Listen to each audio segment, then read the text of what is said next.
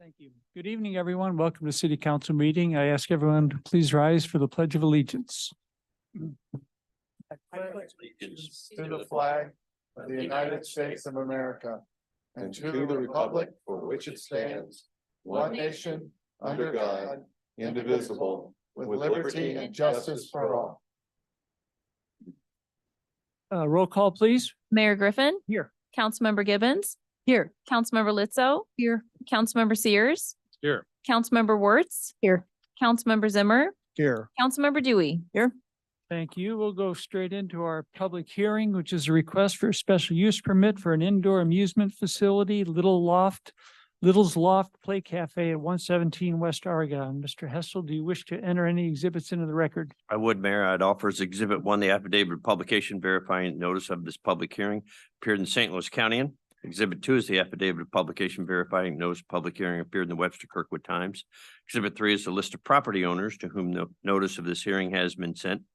Exhibit 4 is the viewer map showing the property that is the subject of the public hearing as well as surrounding properties. Exhibit 5 is a report to the Planning and Zoning Commission from Amy Lowry, setting forth the proposal and the recommendation of staff. Exhibit 6 is the letter from the Planning and Zoning Commission dated October 5, 2023, which by a vote of 9-0, the commission recommended approval of a special use permit for an indoor amusement facility, Little's Loft Play Cafe at 117 West Oregon Drive. And Exhibit 7 is the Code of Ordinances of the City of Kirkwood. John, Mr. Hawes, who will present this to the City Council? There'll be City Planner 2, Amy Lowry. Welcome, Amy. Thank you, Mayor. Good evening, Council.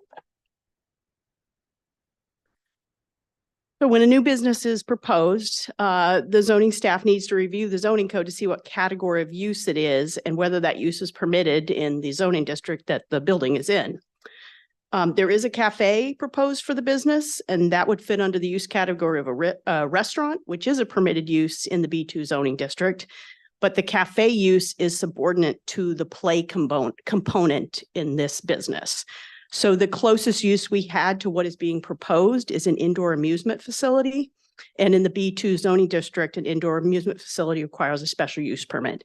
So the definition of the indoor amusement facility is up there, but it basically is a catch-all for arcades, bowling alleys, trampoline facilities, indoor go-karts, batting cages, and similar uses. And this use is being proposed for 117 West Oregon, which is across the street from the train station. That's right here. And the subject site does have 7 parking spaces in the rear of the building. And there is a sidewalk to which you can access the front of the building. It's between the Sammy Soap building and this building. Just some photos of the site from the front, and then also you can see some of the parking spaces in the rear. And an existing condition survey of the property as well. And so the lot is about 7,000 square feet and the building's about 3,900 square feet. It's a single-story building, and the applicant is proposing no more than 3,200 square feet that would be devoted to the play area. Playtime would be by appointment only, although the cafe itself would be open to members of the public without a play appointment. The day and hours of operation for the play portion of the cafe is proposed at 8 a.m. to 4 p.m., 7 days a week. And the play cafe is also going to be available for events and private rentals during regular hours of operation, and also maybe from 4 to 8 p.m., 7 days a week. They are proposing that employees and outside vendor instructors may offer classes to the clientele. And they propose to have 3 to 4 employees during peak hours, 2 to 3 at all other times. So this is just their thoughts about how the play areas will be set up versus the cafe areas, but they have not come to conclusion on exactly how that will be. So for special use criteria review, there are 12 criteria in section 2520E. Some of those criteria are: number 1, the proposed special use is established as an allowed special use in the applicable zoning district, which it is. The proposed use and design are consistent with the general purpose of the zoning code. Number 7, the proposed use is harmonious with the existing or intended character of the general vicinity, and such use will not change the essential character of the same area. Also, number 8, the proposed use will not involve uses, activities, processes, materials, equipment, or conditions of operation that will be detrimental to any person's property or the general welfare. And then the council is also to consider section 2520F, which allows you to impose additional conditions on the use, and says that all activities, programs, and other events proposed on the plan shall be directly related to the special use so granted. The Planning and Zoning Commission did recommend approval of this by a vote of 9-0. They did put some conditions on it. The hours of operation, 8 a.m. to 8 p.m. as the applicant requested. They did decide to restrict the indoor play area to no more than 3,200 square feet, and allow employees and outside vendor instructors to offer classes. And the applicant is here tonight and would like to give a short presentation, and both the applicant and I am available for questions. Okay, the applicant would like to come up now.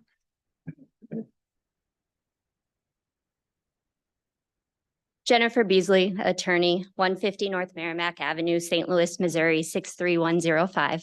I'm here tonight representing the applicants Chaw LLC and Little's Loft LLC. Present with me here is Hannah Campbell. She's the proposed owner and operator of the Little's Loft Play Cafe. They have a contract to purchase 117 West Argonne Drive in downtown Kirkwood.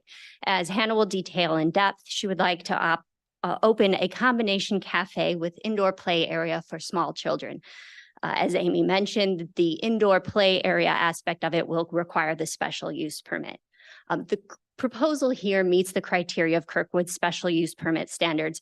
It will complement the character of the neighborhood and mitigate the effects of the special use on surrounding properties, in that the play area is going to be indoors and limited in square footage to the 3,200 square feet. The property is currently vacant within the B2 Central Business District, and Little's Loft is going to bring another business open to the public within the historic business area, which will benefit both the surrounding properties and public safety.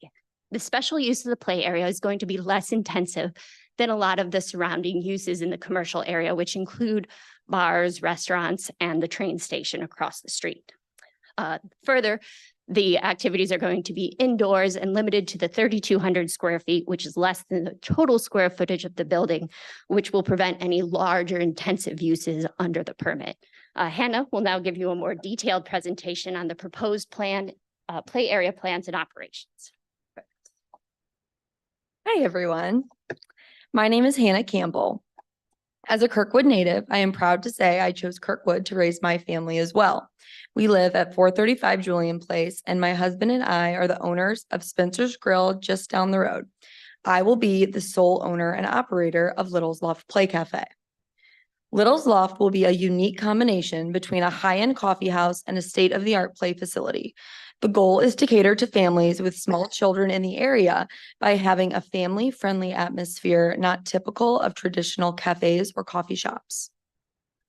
As a Kirkwood resident with small children, we see both the need for this business as well as how it will complement existing businesses given the unique experience we provide. The cafe in Little's Loft will be open to all. The unique part of Little's Loft will be the children's play area. The activities in the play area will be designed to be age or developmentally appropriate for children approximately 0 to 10 years of age. The activities will be designed to stimulate sensory and imaginative play, including a safe climbing structure, playhouse, textured walls, and a place to read books, play dress up, and activate growing minds. The play area will be available during regular operating hours with capacity controlled by reservations when needed. It will also be available for special events and private rentals. The play area will host classes from both employees and outside vendors, including music, art, and craft instructions, which we are very excited about. Capacity to the play area will be limited, and we will use a reservation or wait list when needed during regular operating hours. Capacity will vary depending on the particular ages of the children utilizing the area and the purpose of the use, whether free play, a reservation, or for classes. Parents or guardians will always need to remain on premises with their children. Little's Loft is designed to provide a family experience and does not provide supervision or daycare services. In conclusion, we respectfully request your recommendation to approve the special use permit for the property to allow the operation of Little's Loft Play Cafe as an indoor amusement facility. Thank you for your time and consideration. We are happy to answer any questions that you may have. Thank you. Anything else? Stay there. Do we have any questions for the applicant or Amy from council? Councilmember Boards? So the reservations, will they be paid? Do you have to be like a patron, or can you just reserve and come with your kid type thing? So this is a part of the business model that I'm working with somebody who opens, or a consultant that helps people with play cafes across the country. So we're not positive yet. We will be doing membership based, and right now we're looking at members would have the opportunity to pay ahead of time to reserve a spot. But anybody can also walk in and have a one-time play pass. Anything else over here? Oh, Councilmember Zimmer? Yeah, what kind of staffing do you all anticipate? Pretty minimal staffing, honestly, which is one of the parts that I really was liking about this business model. I mean, again, 3 to 5 people on peak days. Of course, like when we first open, I want to really kind of get the feel of how, how many people are coming in here, how many kids, what we need. But yeah, I'm thinking 3 to 5 employees on peak hours. Thank you. Thank you so much. This is very exciting. I think would generate a lot of foot traffic in downtown Kirkwood and what have you. Tell me a bit more about the food and beverage part. And you're saying that anybody can come in. Is it going to be pickup food, or is it going to be made to order, or what are your thoughts? Here we're still kind of working in what makes the most sense for our business model. We haven't dove in. Again, my husband runs Spencer's Grill primarily. He's big on the kitchen. That's not my expertise. I'm really gonna take his lead. But it's gonna be very prep heavy. So we are not gonna necessarily need like a live cook, like, cooking to order. Again, very prep heavy. I mean, I'm seeing minimal things that are going to take a long time to get people in and out. But I mean, are you wondering kind of like what would be on the menu? Yeah. Or like bagels and cream cheese, simple for kids. We're really liking the idea of these little snack plates. So we help the kids kind of choose what they want, so they can pick between carrots and pretzels, or one of their, I don't know, favorite bagels or things like that. So again, I'm creating this for the parents to have an opportunity to relax for just a moment while their kids can play. That's really my goal here, is for the parents.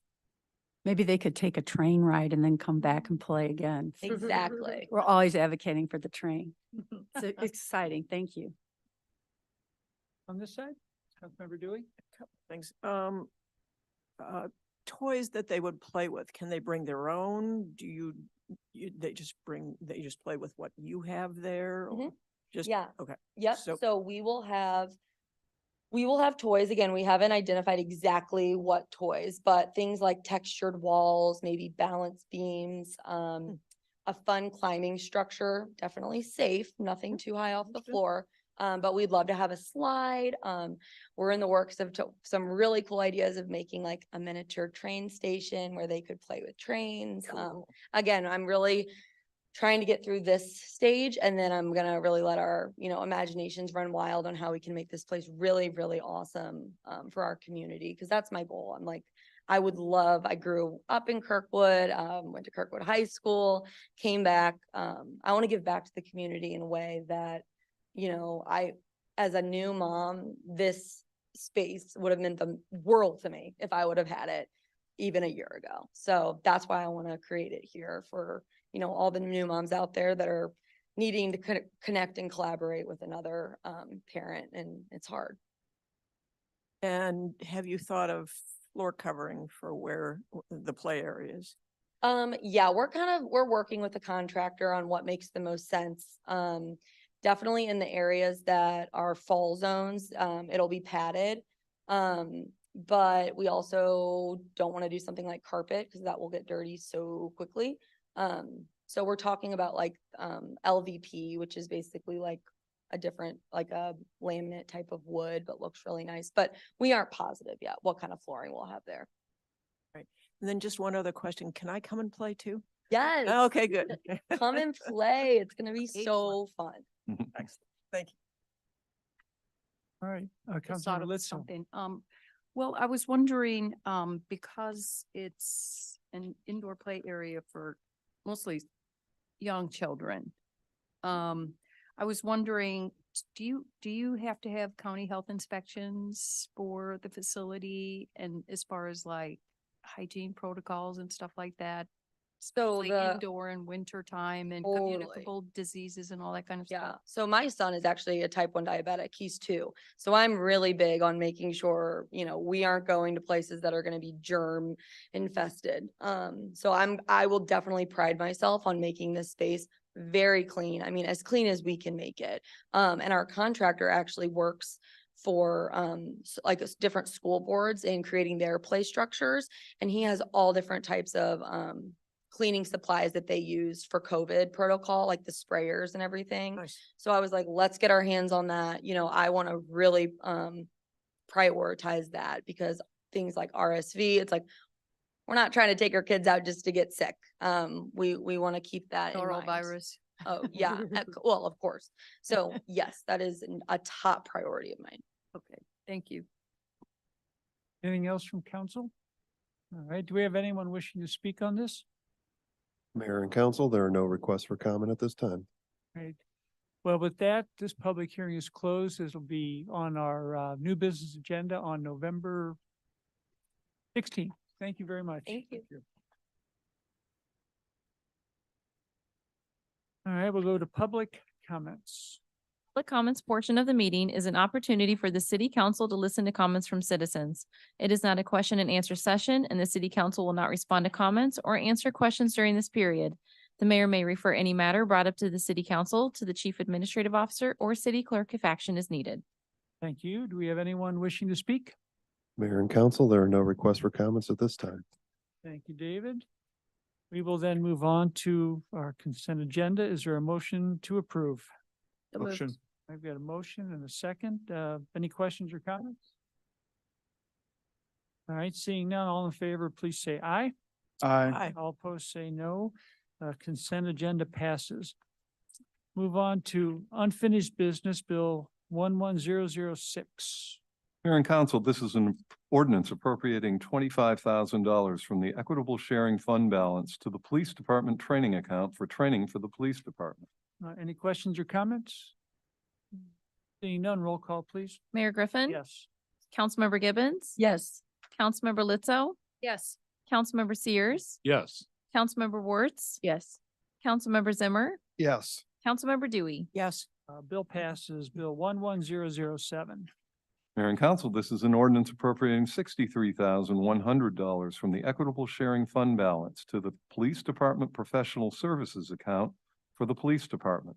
Any questions or comments? Seeing none, roll call, please. Mayor Griffin? Yes. Councilmember Gibbons? Yes. Councilmember Litzo? Yes. Councilmember Sears? Yes. Councilmember Wertz? Yes. Councilmember Zimmer? Yes. Councilmember Dewey? Yes. Bill passes. We'll go to new business, Bill 11008. So this is an ordinance of the city of Kirkwood, Missouri, authorizing the city of Kirkwood to participate in the Missouri Firefighters Critical Illness Trust and Pool, and further authorizing the mayor to execute such documents as may be necessary for the city of Kirkwood's participation therein. Is there a motion for approval? So moved. Second. Got a motion, a second. Any questions or comments from council? Russ, anything from you, or I see members of fire That's department, Assistant fire Chief Zeitz? maybe? I would just comment that this is a very positive direction for the city to take with regard to its firefighters. And this pool would be a really good thing. Okay, very good. All right. Great, thank you very much. All right, seeing no questions or comments, all in favor of first reading, please say aye. Aye. Say no, bill passes first reading. Resolution 125, 2023. Mayor and Council, this is a resolution authorizing and directing the mayor to enter into a master power purchase and sale agreement between the city of Kirkwood and Cordelio Moraine Sands LLC for future energy and capacity transactions for the Kirkwood Electric Department. Is there a motion for approval? So move. Second. Motion and second. Any questions or comments?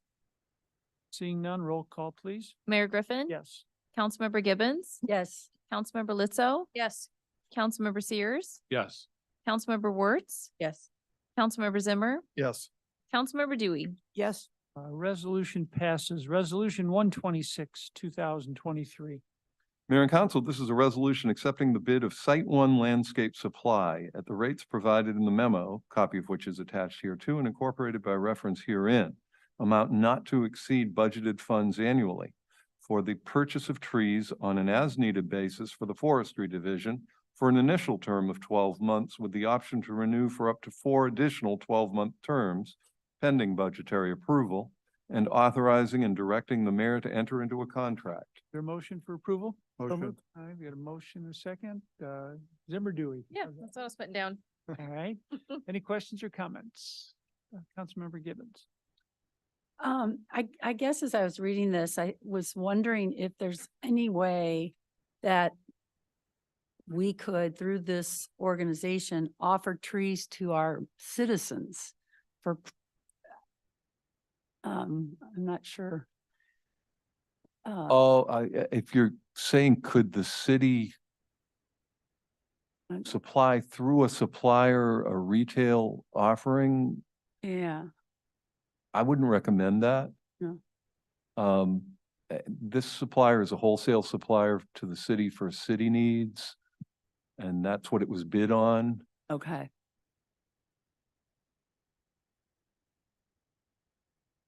Anything else from council? All right, seeing nothing further, roll call, please. Mayor Griffin. Yes. Councilmember Gibbons, Yes. Councilmember Lizzo, Yes.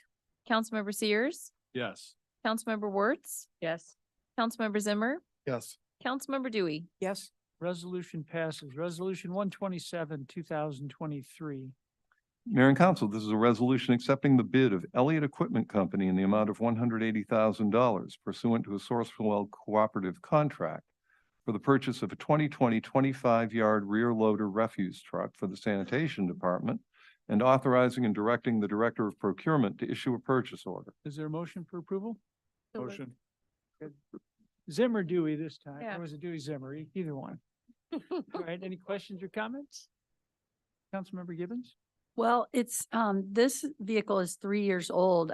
What kind of mileage does it have on it? And have we have it evaluated by a third party? I don't have the specifics on the number of miles that are on it, but it has been evaluated by our fleet director.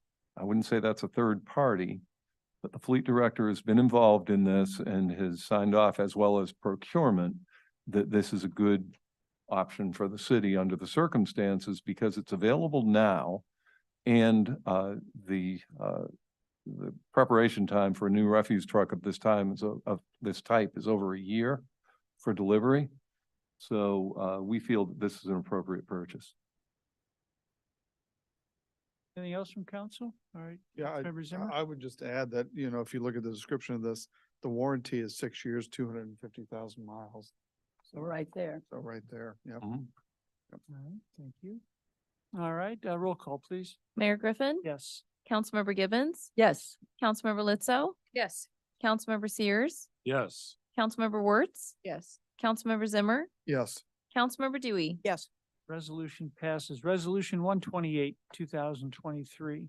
Mayor and Council, this is a resolution amending the contract with McGrath Human Resources for an additional amount not to exceed of $31,030, which includes a contingency of $5,000 for a market update of pay and benefits for all full-time staff of the city of Kirkwood and authorizing and directing the mayor to enter into an amended contract. Is there a motion for approval? So move. Got a motion in a second. We'll do Litzo Dewey this Yep, time. yep. How's that? We're thinking the same thing. All right. Questions or comments? Councilmember Litzo? Well, I would just, I applaud staff for putting this together. It's been 5 years since our previous one, and I think, you know, as far as, our compensation levels and as compared to other cities in the, are with them. So I appreciate this coming to us. Thank you. Councilmember Gibbons? And I just want to emphasize that the retirement benefits are really going to be looked at with a lot of different options offered. Serious counseling, not just one person coming in and they change on a regular basis. Somebody that really offers to get to know our employees and help them navigate through the retirement system. So. All right, anything else from council on this? All right, seeing none, roll call. Mayor Griffin, Yes. Councilmember Gibbons, Yes. Councilmember Litzo, Yes. Councilmember Sears, Yes. Councilmember Wertz, Yes. Councilmember Zimmer, Yes. Councilmember Dewey. Yes. Resolution passes. That takes us to the end of business. We'll go to city council reports, and I just briefly want to mention, I know council knows that our former CAO, Chief Administrative Officer Mike Brown, passed away yesterday. Mike was with the city for 33 years, 30 of them as our first and Chief Administrative Officer until 2014 when Mr. Mike retired and Russ came in. He was just an excellent, excellent man. He was very professional, and he's going to be missed. We wish his wife Ann and family the best during this time. Anything else from council? Councilmember Litzo? Thank you for that, Mayor, about Mike Brown. Over the years, he'd become a friend to me, and one of my supporters and a mentor. He also was instrumental. In fact, I think it was his idea to purchase the train station when Union Pacific announced out of the clear blue that they were going to shut it down. So he proposed to then Mayor McDonald that the city buy the train station, which has been, I mean, that was just a phenomenal idea on his part, which has been borne out for the years since then.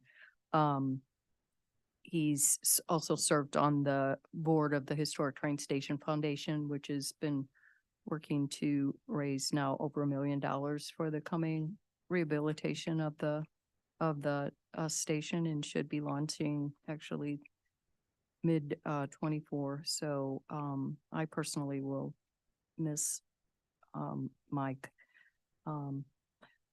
Another passing that I'm sorry I didn't recognize sooner than tonight is Marie Kelly, who passed on September 20th. She's another major force in this community, a former school board member. And more recently, she played a large role in the Horizon Foundation that helped underprivileged children in their education and try and raise funds to help close the achievement gap for those kids. Marie was just such a lovely person, and you know, another reason why Kirkwood is just such a strong community is we have people like Mike and like Marie and all those who volunteer their time, talents for the betterment and lifting of our neighbors and friends around us. I also want to commend, on October 15th, we had quite an incident up at North Middle School, and commend all of the Tillman parents who jumped into action so quickly and prevented what could have turned into an even more horrific event. They should all be commended, and my deep gratitude goes out to all of them for jumping into the fray. That really shows, I don't know, the again, the community and protective spirit of all of everyone who lives and visits this community. On a good note, as far as trees, Liz, the 50 Trees organization has an event tomorrow, which anyone who is free, at 11 a.m. We will be planting our 1,000th, that's 1000 tree in front of Muds Grove. We will also be paying tribute to the city's first forester, Anton Lindahl, who was hired in 1910. And he began something, what groundbreaking, if I may say, planting trees. Actually, there was another citizen who donated $10,000 to pay his salary for 6 years. So it's the generosity of citizens in Kirkwood. Anyway, we pay tribute to Anton Lindahl.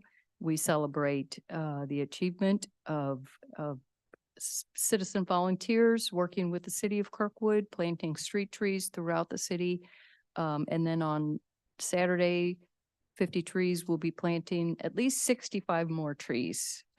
We have planting teams, and we started in 2010 to acknowledge the 50th anniversary of Green Tree Festival, which was started because of Dutch elm disease and trying to get citizens to plant trees. Trees were available, and a lot of those are whoppers today that everyone enjoys. So anyway, at least for next year, you can get in line if you want, if you want a tree, because we don't just plant street trees anymore. A lot of trees are planted in front yards of private homes if there are power lines or something like that, but that's a possibility. That's all. Thank you. Thank you. Thanks to Anthony. Anything else from council? Okay, anything on this side? Oh, Nancy hit it all. Well done. All right, Chief Administrative Officer report. I have nothing to report, Mayor. No, Russ, you should have. Couple things. I do. I have two things. You I have should two get back. things. We can put them off. I hadn't looked down yet. Okay, here we are.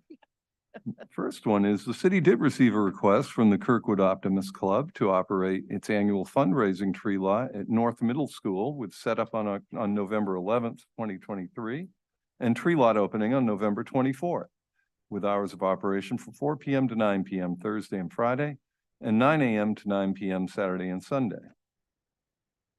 We would ask for a voice vote on Yep, that. is there a motion to approve? Motion. Let's see, Wertz was first on that, then we'll go to Zimmer. Yeah. Zimmer.